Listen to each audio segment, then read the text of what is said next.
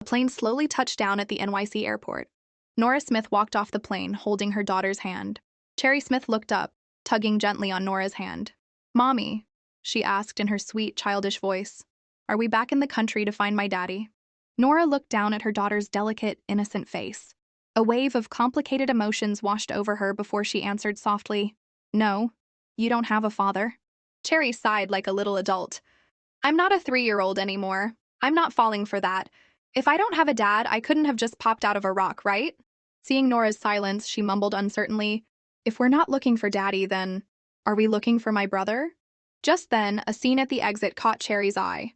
A butler in a crisp suit was standing there, holding a sign with the name Norah Smith written in bold black letters. Standing in front of him was Ian Garcia, his face a mask of impatience. The disgust in his voice was palpable. "When is that fat pig finally getting out here?" An image of Norah involuntarily formed in his mind. "They say you gain 20 pounds with every pregnancy," he thought. She was already bloated as a pig back then. After 5 years, I can't even imagine what she looks like. Just thinking about it makes me sick. The butler behind him heard this and gently advised, "The old master specifically requested that even if the engagement is being broken, we shouldn't make things too ugly." Ian scoffed. He was about to retort when a slender figure approaching caught his eye. He glanced over casually, then froze. The woman walking toward them was tall and slim.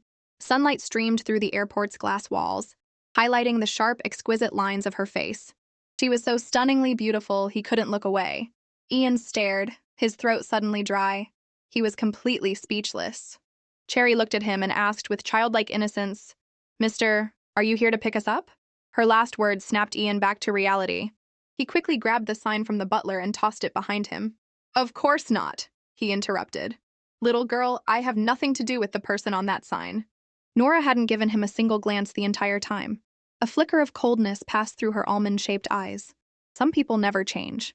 Suddenly, memories from the past came flooding back. When she'd gotten pregnant under mysterious circumstances, people whispered behind her back, "Her belly is already showing, and she's still making justifications about not sleeping with some random guy." The poor Garcia family, getting engaged to someone like her. She was already fat and ugly, and her family isn't even that great. Marrying into the Garcia family was the luckiest thing that could ever happen to her. Now she's pregnant before marriage? They're definitely going to break the engagement. Her fiancé, Ian Garcia, had worn his disgust openly, desperate to use this as an excuse to call things off. "Just looking at her pig face makes me want to puke, and now she's pregnant with some other guy's bastard. Why should I have to clean up her mess? Why won't Grandpa let me break it off?" And her own father had just stood there, nodding and bowing obsequiously. "Don't you worry, Mr. Garcia," he'd promised. "As soon as she gives birth, I'll get rid of the baby immediately. It won't cause you any trouble." Later, she was locked in a small, damp storage room where darkness and loneliness wrapped around her like vines.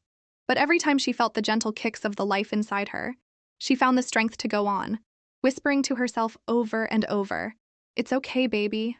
Mommy will love you." But who could have known? After she'd fought with all her might to deliver fraternal twins, a boy and a girl, her father took advantage of her weakness to snatch her newborn son and abandon him. If her aunt hadn't arrived in time to take her and her daughter abroad, she might not have survived. She had returned this time under the pretense of finalizing the engagement termination that the Garcia family had dragged out for 5 years. Her real reason, however, was to find her lost child. As her thoughts swirled, her phone rang. The word "father" on the screen was a painful sight. Norah answered. Her father's angry roar immediately filled her ear. "Norah, if you want to break the engagement, then get your ass back here and sign the papers. Stop wasting time and getting in the way of your sister and Mr. Garcia." Norah's knuckles turned white as she gripped the phone. "I'm on my way," she said flatly, then hung up. After hanging up, Norah was about to leave when Ian flashed a smile and called out, "Excuse me, miss? Can I ask your name?" He looked like a peacock showing off its feathers. Beside her, Cherry let out 2 soft tisk sounds. "Mister, I feel so sorry for you. You're so young, but your eyes are already going bad." Ian was taken aback by the child's bluntness, pointing to his own nose in disbelief. Before he could recover, Norah took Cherry's hand and started walking away. "Let's get you back to the hotel to rest." Ian took a few steps after them, unwilling to give up. "Miss, wait. Can I get your number?" He was held back firmly by the butler. "Mr. Garcia, we have business to attend to. Please don't forget the old master's instructions." Ian could only watch as her graceful figure disappeared into the distance. He pouted and muttered, "If that fat slob was even half as beautiful as her, What a waste of my time. Hearing this, Cherry whipped her head around, her little brow furrowed. She grumbled in his direction. What's he talking about? My mommy's not fat at all. After getting Cherry settled, Norah changed into a simple dress and went to the Smith family home. As she approached the front door, the sounds of a lively party hit her. The bustling crowd reminded her that today was her sister Angela's birthday. No wonder they'd specifically summoned her. Angela was her half-sister and had loved taking her things since they were kids. Seeing that no one was paying her any attention, Norah found a quiet sofa in the corner and sat down. But just as she sat, the sharp sound of a slap cut through the noise. Norah looked up to see a group of well-dressed young people surrounding a girl on the floor. The girl in the lead had a haughty look on her face. Another girl behind her held up a bottle of chili water, her tone dripping with malice. Did you just say that fat pig Norah's features aren't actually that bad? I think there's something wrong with your eyes. Should I help you fix them? Before she finished speaking, she splashed the chili water at the girl on the ground. A piercing scream tore through the air, sharp enough to make your skin crawl. The bully continued to berate her. Lily, that ugly pig Nora's face is a mess. She can't even compare to one of Angela's toes. How could you possibly think she looks good? The burning pain made Lily curl into a ball, crying and begging. Please, just let me go. Just then, Angela slowly pulled something from her purse. Don't be in such a hurry. Let's do this the civilized way. How about a bet? She held up a photograph and waved it in front of Lily.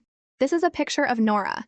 If you can prove she'd actually be pretty if she lost weight, I'll eat this photo. If you can't, then you eat it. Fair's fair, right?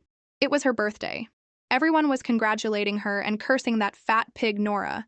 Yet this sweet little Lily had the nerve to say Nora's features weren't ugly. The people around them immediately chimed in. She'd still be an ugly hag even if she lost weight, someone laughed. But what if the fat pig can't lose weight? Exactly, and you, Lily, have no way to prove it. So, are you going to eat it yourself, or should we help you? After speaking, Angela held the photo in front of Lily's face. Cheers and chants erupted from the crowd. Eat the photo! Eat the photo! Angela just wanted to see if Lily would still stand by Norah after all this trouble. However, just as Angela was about to force the photo into Lily's mouth, a slender, pale hand reached out and snatched it away. Norah casually crumpled the photo into a ball. With her other hand, she swiftly grabbed a fistful of Angela's hair. The moment Angela cried out in pain, Norah shoved the paper ball into her open mouth. Her movements were so swift and fluid that no one had time to react. It wasn't until the bitter, foul taste filled her mouth that Angela realized what had happened. She was about to spit it out when a low, indifferent voice said, Angela, a bet's a bet. Norah's appearance stunned everyone. The same people who had been jeering just moments ago were now frozen in shock. It took a moment for someone to snap out of it. Hey, who are you? Angela is Mr. Garcia's fiancée. Aren't you afraid of offending the Garcia family? Norah ignored her. She turned and offered a hand to Lily. Are you okay? She asked softly. Lily looked up, and when she saw the woman's face, she felt a daze wash over her. There was something familiar about her eyes, but the woman's exquisite features and powerful, intimidating aura made her hesitate. She stared at Norah for a full 30 seconds before tentatively asking, Norah? Norah gave a faint, which sent a shockwave through the crowd. They all stared at her, their faces filled with disbelief. Someone muttered, they're sisters. Looking at them now, Norah is way more stunning. I can't believe that fat pig would look so amazing after losing weight. By now, the smile on Angela's face had frozen, replaced by shock and envy. Impossible. This can't be Norah. How could that fat, frumpy idiot become so beautiful? She must have gotten plastic surgery overseas. How dare she steal my thunder at my own birthday party and humiliate me? I'll make her pay for this. Just then, their father, Henry Smith, walked over with their stepmother. When he saw Norah, he was visibly stunned. A calculating glint quickly flashed in his eyes. I never thought she'd be this beautiful after losing weight. Her whole demeanor has changed. Maybe we can marry her off to another prominent family and bring more benefits to the Smiths. Seeing him, Angela burst into tears and threw herself into Henry's arms. Sis, I know you're upset that Ian broke off the engagement, but you can just keep hitting me if it makes you feel better.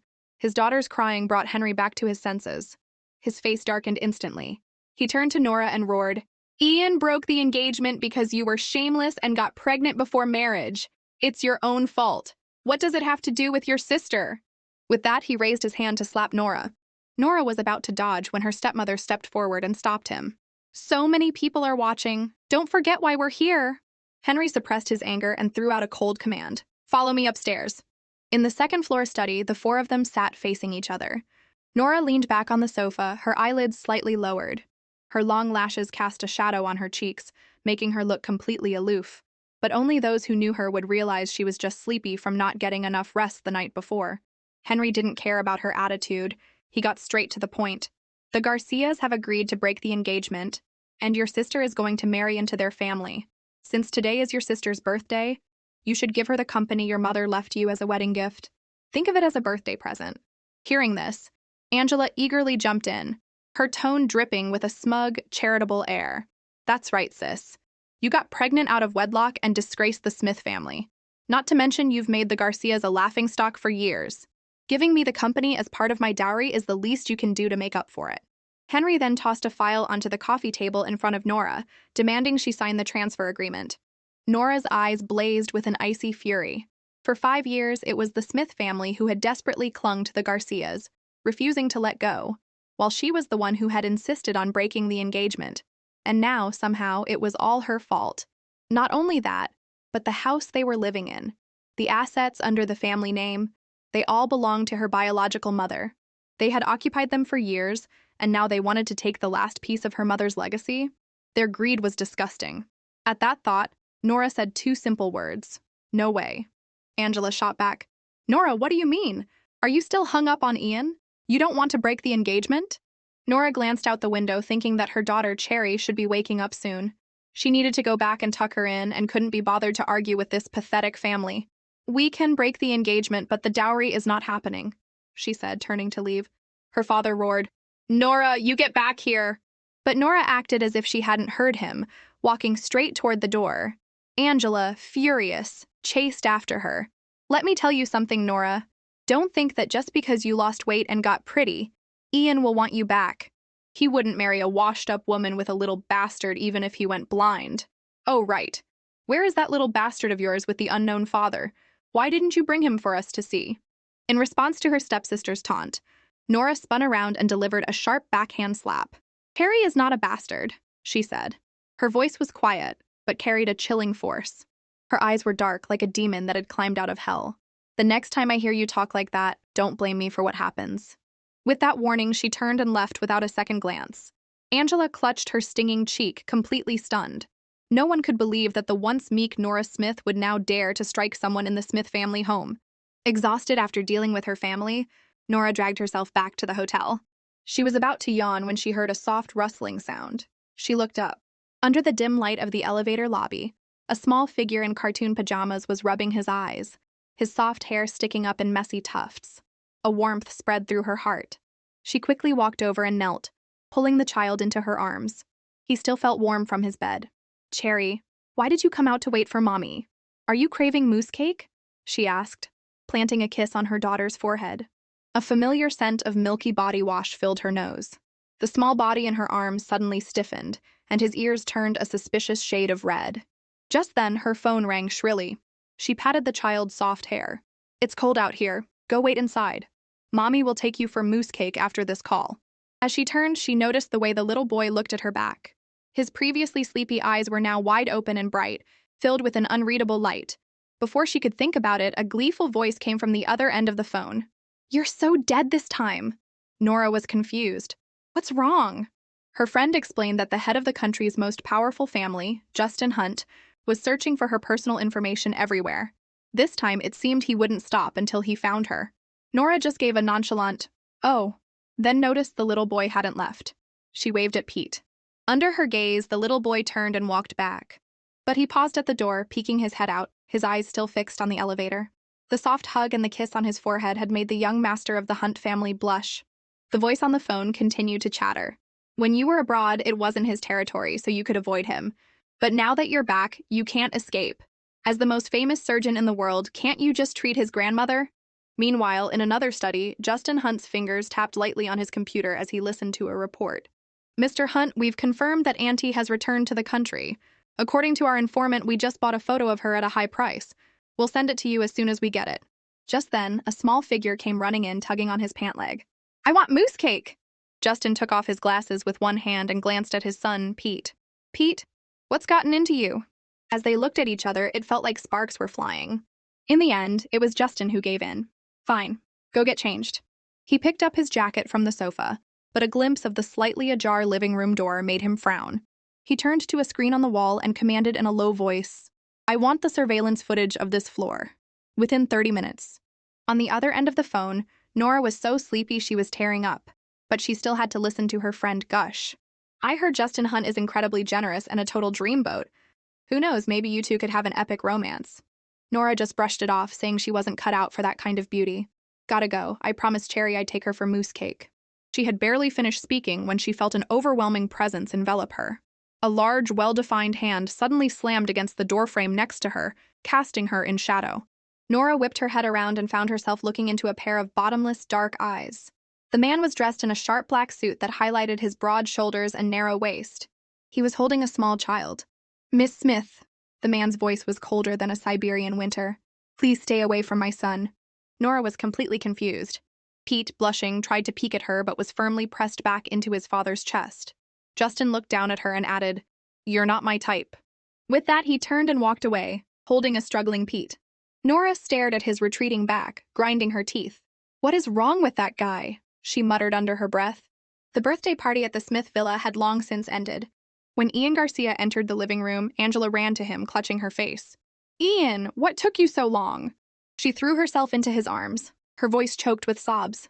Ian's body stiffened slightly as the unfamiliar scent of her perfume filled his nose. He gently pushed her away and, noticing her swollen cheek, asked in a low voice, "What happened? Who did this to you?" Angela clutched her cheek, her eyes red with unshed tears. "My sister. She didn't mean it." Hearing this, Ian's anger flared. "That fat slob hit you? Does she not want to break the engagement? Where is she? I'll go find her myself." Angela's heart skipped a beat. For some reason, the image of Norah's stunning, almost aggressive beauty flashed in her mind, and a seed of unease began to sprout. "I can't let Ian see Norah now." She quickly grabbed his arm. "You don't have to go. My sister is just upset about losing the company. Don't worry, I'll convince her." Ian, whose mind was elsewhere, didn't press the issue. "If we don't get that company, my grandfather won't approve our engagement." Just then, his phone rang. It was a private investigator. "Mr. Garcia, I haven't been able to identify the woman yet, but I found out which hotel she's staying at." Ian's eyes lit up. "Send it to me now." Angela immediately grew wary and quickly tried to prove her loyalty. "Ian, trust me. I will find a way to get that company as my dowry for the Garcia family." Ian cleared his throat, hiding his eagerness. "Good, I'll be waiting for your good news." After leaving the Smith house, Ian's mind was consumed by the woman he'd seen at the airport. Her unique aura and breathtaking beauty were unlike anything he'd ever encountered. If only I could marry someone like her. The next morning, Norah was woken by a series of frantic phone calls. She answered with her eyes still closed, and Angela's voice came through the receiver. "Have you thought about the company?" "Not really," Norah mumbled, rolling over to a more comfortable position without opening her eyes. Angela immediately switched to a condescending tone. "All right, let's meet in the middle. I'll give you $50,000 and you sign the company over to me. That should be enough, right? Your aunt has worked hard all these years. Does she even have $10,000 in savings? $50,000. You've probably never seen that much money in your life." Harmonia Pharmacy had an annual net profit of about $500,000, all of which had been managed by Norah's legal guardian, Henry Smith. While it wasn't a huge amount, it was her mother's company. How could she just hand it over to strangers? Norah couldn't be bothered to respond, letting Angela ramble on. Seeing her silence, Angela changed her tactic. "You probably don't know this, but that company is barely breaking even. It's on the verge of bankruptcy. If you give it to me, maybe I can turn it around." Norah's ears were buzzing. It was incredibly annoying. But Angela was relentless. "It's a pharmaceutical company. What would an uneducated good-for-nothing like you know about it? I, on the other hand, am a top student at the medical university, always first in my class, and I'm even preparing to apply for a graduate position with Professor Auntie." She paused, her voice full of superiority. "Auntie is the best surgeon in the world, capable of performing the most difficult operations. She's a legend in the field, but she's very mysterious. Staunton University had to pull a lot of strings just to get her to teach there." "But why am I telling you this? You wouldn't understand anyway. Norah, I'm telling you, take the deal. Don't bite off more than you can chew, or the company will just go bankrupt faster."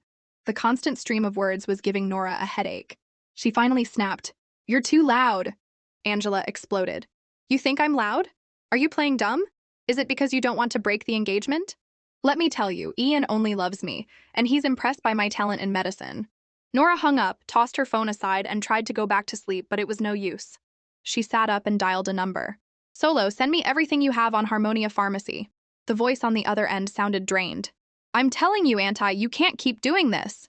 I owe you my life, but does that make me your personal assistant? I'm the world's #1 hacker, for crying out loud. Don't I have any pride? You're calling me for something this small? Just name a price and we can call it even, okay? A small smile played on Norah's lips. How much is your life worth? There was a moment of silence, followed by a defeated sigh. All right, you win. Give me 5 minutes. Cherry gripped her phone, her little fingers flying across the screen. Quadra kill! Quadra kill! Ugh, you guys are so useless, she yelled, her face a mask of frustration. Norah emerged from her room fully dressed. Cherry. Cherry's head shot up. Her eyes lit up like tiny suns when she saw her mother. She tossed her phone onto the sofa and ran over to hug Nora's leg, planting several loud kisses on her. Their nanny, Lisa, chuckled. You're up a little early today, miss. Norah explained she had things to do, then gently reminded Cherry, don't spend all day playing games. You'll ruin your eyes. I know, Mommy. Don't worry, I'll take good care of Lisa. Cherry replied, already running back to the sofa without a second thought for her mother's words. Just then, Nora's phone buzzed several times. It was a message from Solo. Sent the Harmonia Pharmacy files to your email. Also, some good news. Auntie, you're toast. The head of the Hunt family tracked me down. He's offering millions just to know if you're a man or a woman. Why don't you just give in? He's a total hunk.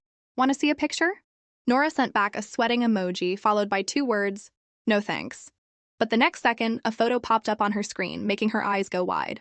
The man in the picture had sharp, chiseled features and a cold, resolute jawline. He radiated an intimidating, stay away vibe. Yet, the mole near the corner of his eye managed to blend allure with iciness, giving him an air of forbidden temptation. The same arrogant jerk who told me, you're not my type, yesterday? Norah frowned, then let out a small scoff as she typed, help me pass on a message to him. In the presidential suite next door, Justin Hunt was leaning back on the sofa. His special assistant Lawrence was reporting softly, Mr. Hunt, we've received a message from Dr. Auntie, relayed by Solo. Justin looked up coldly. What is it? Lawrence cleared his throat, adjusted his glasses, and read the message verbatim. Dr. Auntie asks, Mr. Hunt, you're in such a rush to find me. Do you need brain surgery? The temperature in the room instantly dropped to freezing. Lawrence instinctively shrank back. After a long moment, Justin forced 2 words through his teeth. The photo. He had to see what this infuriating woman looked like. Meanwhile, Norah was getting ready to leave. She turned back to remind Cherry, there's a very difficult person living next door. Try not to go out unless you have to. Cherry's eyes widened with interest. Mommy, is he a monster? Thinking of Justin's arrogant demeanor, the usually quiet Norah slowly nodded. Yes? And this monster is as pretty as a girl with a mole near his eye, but his brain seems a little scrambled. Cherry waved her hand dismissively. Then I'm definitely staying in. I don't play with dummies, Norah chuckled. As she closed the door, she thought to herself, Justin Hunt is still trying to find Auntie. Now that we're living so close, it's best to stay away. Just as she was thinking this, she heard the door behind her open. She spun around and froze. Justin Hunt was standing there, followed by his assistant and bodyguards, apparently on his way out. How long was he standing there? Did he hear everything? She gave an awkward cough and said in a breezy tone, Mr. Hunt, I was just joking with my daughter. I didn't mean anything by it, of course. Lawrence's mouth twitched. Could her tone be any more insincere? What kind of monster has a mole by its eye? That monster wouldn't happen to be named Hunt, would it? At that moment, the elevator doors opened. Norah quickly slipped past the man. Justin's face was unreadable, but he gave her a deep look before stepping into the elevator. Though he hadn't said a word, that single glance from him had felt like a dagger. He really is trouble, she thought. I need to get away from him fast. Inside the elevator, Justin noticed for the first time how incredibly fair the woman's skin was. She looked sweet, but that sharp, backhanded way of insulting people, why did it feel so familiar? Downstairs at the first hotel, Ian Garcia sat on a sofa, his eyes glued to the elevators. The Hunt family's hotel was notoriously strict, and the front desk had refused to sell him guest information. His only option was to wait here since early morning. His patience paid off. The elevator doors opened and Norah walked out quickly, clearly eager to get away from Justin. Seeing her graceful figure approach, Ian quickly stood up and tried to look suave as he blocked her path. Well, hello there. Fancy meeting you again? Norah looked exasperated. The engagement was off. Why did this guy keep showing up in front of her? Ian, completely oblivious to her annoyance, smiled even more eagerly. It must be fate. You have to tell me your name this time. Norah wanted to ignore him, but then she remembered he was in the delivery room when she gave birth. Maybe she could get some information about her other baby from him. So she told him her name was Angela, using her mother's name. Ian's eyes lit up. Well, Angela, do you have a moment? Since fate brought us together, why don't we grab a coffee at the cafe next door? Norah gave a non-committal nod. As Ian eagerly led the way, he suddenly asked, "Where's your little sister?" Norah looked at him confused. What sister? The little girl you were with yesterday. You look like you're barely 20. You can't possibly have a daughter that old, right? Norah couldn't be bothered to explain and just brushed it off. But from a distance, Justin Hunt's gaze turned ice cold. His assistant, Lawrence, was fanning the flames. Mr. Hunt, this woman is unbelievable. It's bad enough she's trying to use your son to get to you, but now she's playing the field. And she lied to this guy, calling her own daughter her sister. She didn't even put that much effort into lying to you. A nearby bodyguard looked confused. Is that something to compare? Justin's expression darkened, and the entire lobby seemed to drop a few degrees. Find out everything you can about her, he ordered before turning to leave. Inside the cafe, Norah skillfully steered the conversation toward Ian's much-talked-about engagement. Eager to praise himself by putting down his ex-fiancée, Ian launched into a tirade. Angela, I'm not a jerk, really. You have no idea how ugly that fat pig was. Her eyes were just slits in her fleshy face, and the ground practically shook when she walked. And she had the nerve to claim she was only fat because she was on hormones, as if she'd be some kind of supermodel if she lost weight. Plus, she was crazy. She dropped out of school in the 3rd grade and just stayed cooped up in her room all day. You could hit her or yell at her, and she wouldn't even cry, let alone fight back. I mean, forcing me to marry a fat, stupid girl with no education who can barely write her own name? I'm the victim here. Norah rested her chin on her hand, feeling drowsy as she listened. She had learned early on that crying was useless in a family that played favorites. And she never fought back because she always remembered her mother's last words, telling her to act ordinary and hide her intelligence until she was an adult. It was the only way to stay safe. I'm so sick of the Smith family and their whole act, Ian continued. If it weren't for that company, I wouldn't be pretending to put up with Angela Smith right now. Norah wasn't interested. She cut him off. I heard your fiancé gave birth to a child 5 years ago that was abandoned. I'm just curious, where was the baby left? Ian quickly waved his hands. Angela, that's just a rumor. The fat pig took the kid abroad with her. The story the Smith family had told the public was that Norah had only given birth to a girl. After all, abandoning a newborn was the kind of thing that would ruin your reputation. Norah stood up abruptly, pretending to be a spoiled rich girl whose privacy had been invaded. I was just curious. If you don't want to talk about it, fine. It worked. Ian panicked, reaching out to grab her. Angela, that's not what I meant. Please don't be mad. Norah smoothly dodged his hand. So, are you going to tell me or not? Henry Smith handled everything back then. I really don't know. Seeing that he was clueless, Norah's last glimmer of hope faded. She felt like she'd wasted precious sleeping time. She turned to leave. Ian chased after her. Angela, I'm telling the truth. Are you leaving? Can I at least get your number? No, Norah said, walking away without another word. In the presidential suite, who would have known that the sweet, well-behaved Cherry Smith was a fiery little demon when she played video games? Her Majesty has arrived. All of you, clear the way. You little dummy, protect me. Take a few hits from the tower for me. Charge. A soft but slightly dazed voice replied, I'm out of health. Hey, where are you going? Just take one more hit for me and I can get a pentakill. I'll die. It's just a game. Don't be such a coward. What are you so afraid of? Norah heard her daughter's cheerful voice before she even entered the living room, assuming she was just playing on her phone. Hearing the door open, the little girl looked up. Mommy, you're finally back! I was so bored, I missed you so much! Norah sighed silently. Cherry played games all day because she was either busy or sleeping, with no time to play with her. Get ready, I'm taking you out for dinner tonight. Lisa, the nanny, came over. What should she wear tonight, miss? Cherry thought for a moment. The little Louis Vuitton suit. Norah frowned. A boy's suit again? In the room next door, Pete Hunt stared at his phone. When he heard the conversation from the other side, he knew with certainty. It's her. She's back. As soon as their parents had left, he had immediately called the room next door. Hello, I'm your neighbor. May I come over? The little girl on the other end was surprised. Oh, so you're the little dummy from next door? It was the first time Pete, a young financial prodigy, had ever been called a dummy. Before he could argue, her voice turned cheerful again. Can you play video games with me? Pete was silent for a moment before softly replying, Okay. Pete Hunt stared at his phone screen. The game account Sweet Treat was now offline, and the voice call had ended. Just then, a well-defined hand reached over. "My little prince, you're finally done," Joel Hunt said with a sigh of relief, taking the phone from him. "My brother, the tyrant, is about to come back. We need to clean this up quick." Pete didn't answer, simply turning and walking toward the closet. Hey, don't give me the cold shoulder," Joel called after him frantically. "If you want to play again, your uncle will play with you next time. I'm in the top 10 on the national server, and the #1 player, Sweet Treat, is my sworn boss. I'll get her to carry you next time. We'll crush the enemy so bad they'll be crying for their mommies." Pete ignored him completely, saying only, "Uncle, I'm going to the buffet. Get me my gray suit." Joel obediently took the suit from the closet and handed it to him. Hearing his nephew's muffled, "Thank you," he belatedly slapped his thigh and wailed, "My dear nephew, please, just listen to me for once. If my brother finds out, he'll skin me alive." Justin was out today, which was the only reason Joel had dared to let the kid play games all afternoon. But going out for a buffet? That was like tap dancing on a minefield with Justin. "He won't catch us if we're careful," Pete said lightly. Joel froze. By the time he snapped out of it, Pete was already dressed. "If he comes back, call my watch." Watching his nephew leave, Joel felt a chill run down his spine, sensing a storm brewing. "My little prince, what am I going to do without you?" His words were still echoing in the room when the elevator dinged. As the doors opened, Justin Hunt's ice-cold face came into view. Joel nearly bit his tongue off. "Bro." Justin paused while taking off his jacket. "What are you doing blocking the door?"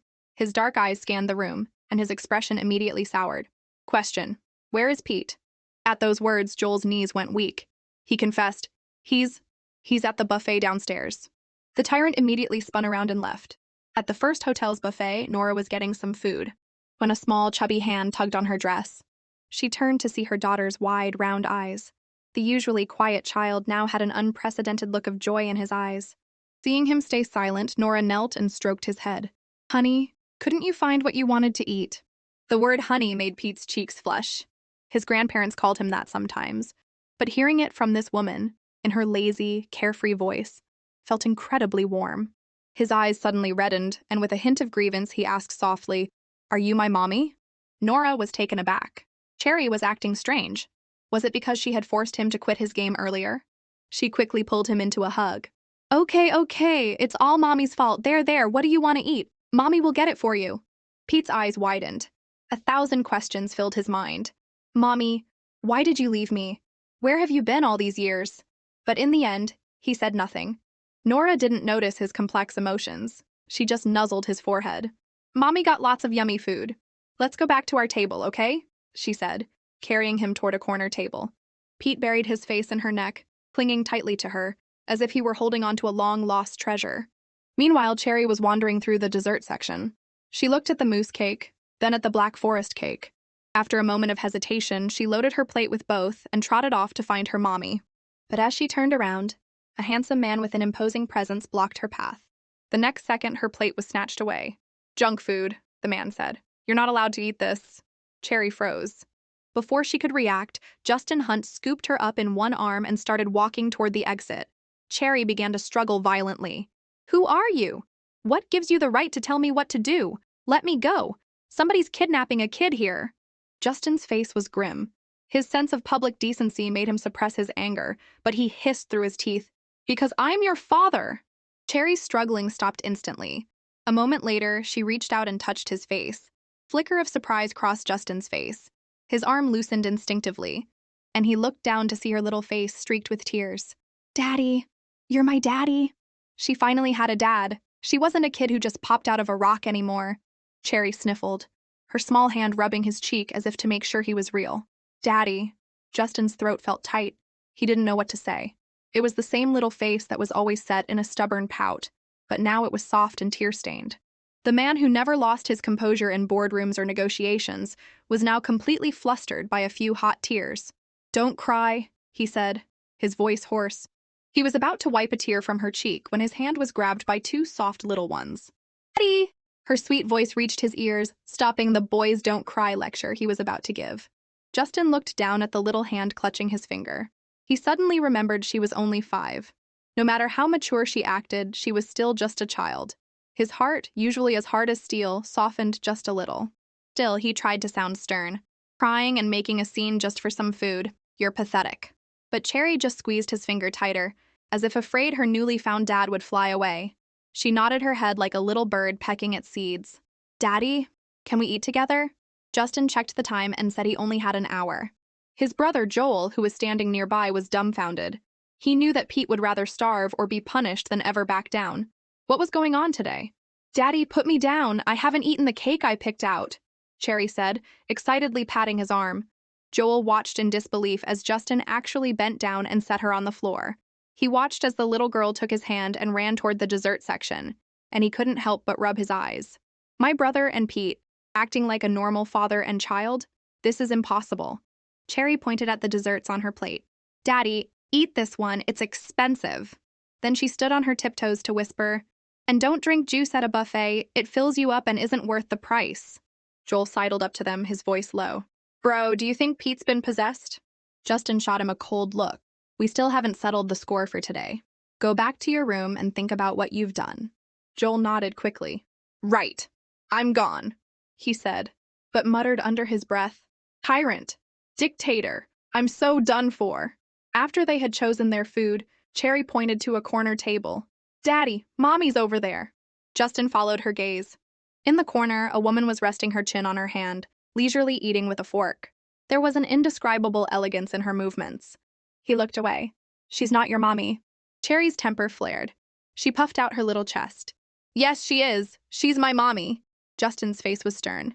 "Pete, remember this. Never trust a woman, especially a pretty one." Cherry's eyes went wide. What does he mean? Not recognizing mommy is a huge deal. "If you don't recognize my mommy, then you're not my daddy." What kind of spell had that woman cast on his son to make him say such things? Justin's anger rose. A thought occurred to him, and he asked in a low voice, "Did you come downstairs with that woman?" "Of course," Cherry said, as if it were the most obvious thing in the world. "Of course she came with her mommy." Justin scoffed. "Just as I thought." He couldn't figure out why Pete would suddenly want to go to a buffet. This woman was flirting with another man downstairs just this afternoon, and now she was trying to use his son to get his attention. It seemed his verbal warning last night wasn't enough. "You are not to speak to her again," he ordered coldly. Cherry looked utterly confused. She glanced at her mommy in the corner, then up at her tall father. Finally, with a heavy heart, she followed Justin. Her mind was already racing with a plan. "A daddy this handsome is too good to pass up. I have to help mommy snag him." She looked up at him and asked, "Daddy, isn't my mommy pretty?" "She's way prettier than all those celebrities. If you marry her, you'll look so good whenever you go out." Justin stopped in his tracks. What on earth has that woman been telling my son? Meanwhile, Norah noticed that her daughter Cherry was being unusually well-behaved tonight. The usually picky eater had eaten all her carrots without complaint, though she was eating very slowly. "Are you sure you're not eating too much?" Norah asked, concerned. Pete looked up at her words. He had already dragged this out for over an hour. He knew he'd probably be grounded by the tyrant when he got back, but he just couldn't bear to leave his mommy. The little boy slid off his chair. "I'm going to get one more piece of cake. Just one more," Norah reminded him before letting out a huge yawn. She leaned back in her chair, a wave of sleepiness washing over her, completely oblivious to the fact that the daughter in front of her was actually Pete in disguise. Just then, Cherry slipped back over while pretending to get more food. Seeing how tired her mom looked, she felt a pang of sympathy. Her mom had already missed her nap to have dinner with her, and she had spent all that time with her dad, ignoring her. That wasn't right. She walked over and sighed. "Mommy, are you sleepy? We should go back now." Norah, thinking her child was finally full, mumbled an agreement and took her hand, heading straight out of the restaurant. But when Pete returned with his cake, the gentle figure at the table was gone. The light in his eyes dimmed, and his shoulders slumped in disappointment. "Time's up," a low voice said from behind him. Pete jumped, thinking, "I'm done for. He's going to lecture me." But to his surprise, Justin Hunt picked him up and asked softly, "Are you full?" Pete looked bewildered. Did the tyrant have a change of heart? Back in the top-floor suite, Norah was about to fall into bed when the doorbell rang. "Who is it?" she called out impatiently. A stranger's voice answered, "Miss Smith, my name is Hunt." Norah turned and shouted toward the living room, "Cherry, get the door!" "Hey, I'm in the middle of a huge team fight," Cherry yelled back from the sofa without looking up. She then barked at her teammates.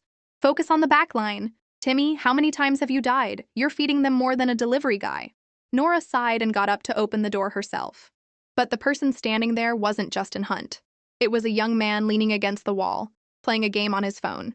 When the door opened, the man quickly spoke into his phone. Boss, I'm dead anyway. This round is all up to you. He then ended the voice chat and looked Norah up and down. The woman's skin was incredibly fair. Her normally gentle, almond-shaped eyes were half closed, and her expressionless face was etched with fatigue. Can I help you? Joel Hunt scoffed internally. No wonder she has the guts to go after my brother. She's definitely got the looks for it. He cleared his throat. Miss Smith, I was hoping we could discuss something. Would you be willing to move to a suite on a lower floor and give up this presidential suite? Norah raised an eyebrow. Why? Joel held out a credit card. Just a friendly reminder. This hotel is owned by the Hunts. Technically, if the hotel cancels your reservation without cause, we have to pay you double. There's $100,000 on this card. Norah stared at the card, her mouth twitching slightly. Do I look like I need money? She wondered. Why does everyone try to buy me off? Seeing that she wasn't taking the card, Joel's tone hardened. If you don't agree, I'll have to ask security to escort you out. I'm sure you don't want to make a scene, Miss Smith. At his threat, Norah's eyes turned cold. But Joel didn't back down. Miss Smith, you've tried to seduce my brother time and time again. I'm only doing this because I see you have a child to take care of. Otherwise, it wouldn't be as simple as just moving you to a different room. Norah yawned and asked lazily, I'm curious. How exactly did I seduce him? Joel was indignant. You spent a fortune to stay in the room next to his. It's obvious you're trying to get close to him. Pete may have fallen for your act, but I'm not that stupid. I've had you investigated. A woman who was dumped and had a child out of wedlock. What right do you have to pursue my brother? Norah just clicked her tongue. So it's a crime to live next door? Is this room not supposed to have anyone in it? The sudden force of her presence was so intimidating that Joel involuntarily took a step back before regaining his composure. Of course not. My brother found out that the famous surgeon, Auntie, is staying in this hotel and he's about to find her. Only a guest of that caliber deserves to stay next to my brother. Norah's heart sank. He found me? She wasn't afraid of Justin Hunt, but being pursued by a man like him would be a huge headache. Norah lowered her gaze, thought for a moment, then plucked the credit card from Joel's hand. Thank you. You can have someone come help us move.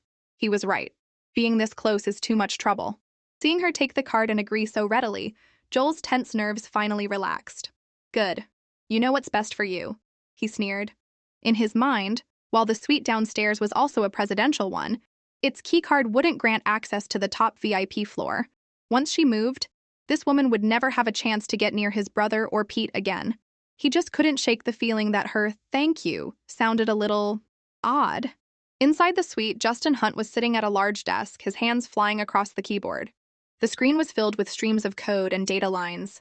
A single red dot, his target for the last half hour, was moving slowly. Just as he was about to close in, the dot flickered a few times and vanished.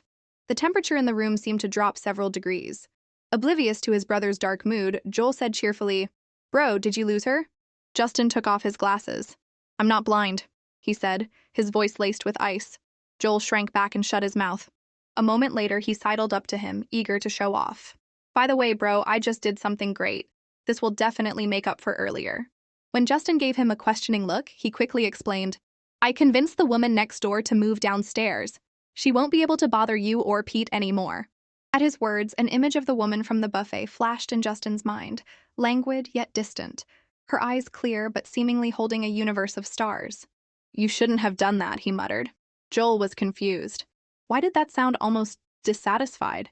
The assistant, Lawrence, glanced at Joel and sighed internally. The Hunt family is so complex, filled with brilliant and calculating people. How did they end up with such a simple-minded sweetheart? It was a shame. They had been so close to pinpointing Auntie's location, but they had failed at the last second. Could there be a mole feeding her information? That seemed unlikely. Only the three of them knew about the search. Was it just a coincidence? Half an hour later, Norah was already settled in her new suite. After successfully blocking the external trace, she called Solo. As soon as he picked up, Solo's voice was full of apology. I'm sorry, Mr. Hunt hired some top-level hacker who managed to get your info from my system, but for now, they only know you're at the first hotel, not your exact location, Norah said, her voice calm. Be more careful next time. After hanging up, she tossed her phone aside. A wave of exhaustion washed over her, and she fell asleep almost instantly. 2 minutes later, a door creaked open and Cherry's small head peeked out. Seeing that her mom was sound asleep, she tiptoed out, closed the door softly, and logged into her game. A message from Timmy immediately popped up on the screen. Boss, you're finally back. Where'd you go? Cherry pouted and typed back, "The big dummy next door forced us to change rooms. Which idiot dared to bully my boss? I hope he chokes on water." Timmy cursed, not thinking much of it. It wasn't unusual to run into weird neighbors at a hotel. "By the way, boss, you were always abroad before. Didn't you say you got back to NYC yesterday? I came all the way here to find you. Where are you staying? The top floor suite next to mine just opened up. My treat." The next day at 1 p.m., in the presidential suite of the first hotel, Joel Hunt was furiously tapping his phone screen. Suddenly, a notification sound from the game announced his character's death. "You have been slain." "Fudge, Timmy! The river monsters are more agile than you!" Clear voice complained through his headset. This was followed by a series of kill announcements. Triple kill, quadra kill. Joel was both embarrassed and excited. "You're amazing, boss. Thanks for avenging me. By the way, you never told me where you're staying." "I'm at the first hotel." Joel jumped up from the sofa in surprise. "I'm at the first hotel too. I'm coming to find you right now." "Not during the day." The voice on the other end suddenly changed. My mommy's awake. I have to go." "Wait, Timmy, don't go." Joel didn't even get to finish his sentence before the call was cut. In his excitement, he tripped and fell onto the carpet, wailing at his dark phone screen. "Boss, at least tell me which room you're in." Downstairs, in another presidential suite, Cherry peeked her head out of her room. "Mommy, you're awake?" she chirped sweetly. Norah yawned, her voice husky with sleep. "Morning, sweetie."